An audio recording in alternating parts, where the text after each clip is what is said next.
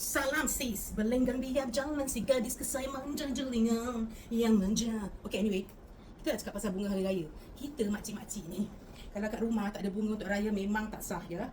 Ia adalah hukum wajib.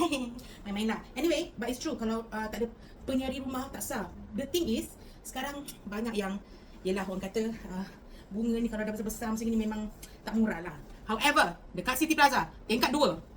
Tak tahu dah tepi tangga ke tidak, tapi ada ni Aina Impressions, okay? Kak Aina ni kita memang dah few times dapatkan bunga daripada dia. Kenapa kita suka dia? Satu, so nice, so lawa, easy to maintain. Ni satu je, nanti kita tunjuk yang lain. Yang kedua, dia tengah ada 50% off guys. 50% off. Okay, I show you yang ni kalau tak silap 100 saja. Berapa dia? It's, I think 220 tapi it's now 110 or something like that. Okay? This is okay. I show you the rest. Kejap-kejap. Ini kecil sikit. Nampak?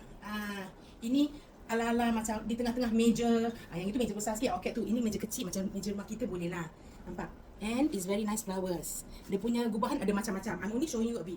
Okay? Yang important, ini kalau kat luar, minta mahal lah at least 180, 150. Ini 100 saja. Dia tengah ada offer. 100 saja. Kejap. Ini besar sikit guys. Sama macam kita punya baju.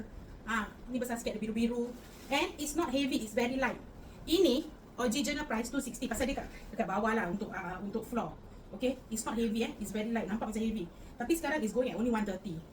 Dia dekat City Plaza and I think the offer, I don't know how long, but cepat-cepatlah pergi.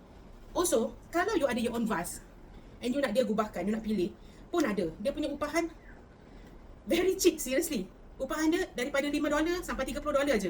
And then you pergilah pilih bunga and everything. Pergi kat dia. You cakap, oh kakak I nak gini, nak gini. Kakak tu memang baik lah. Dia layan aku.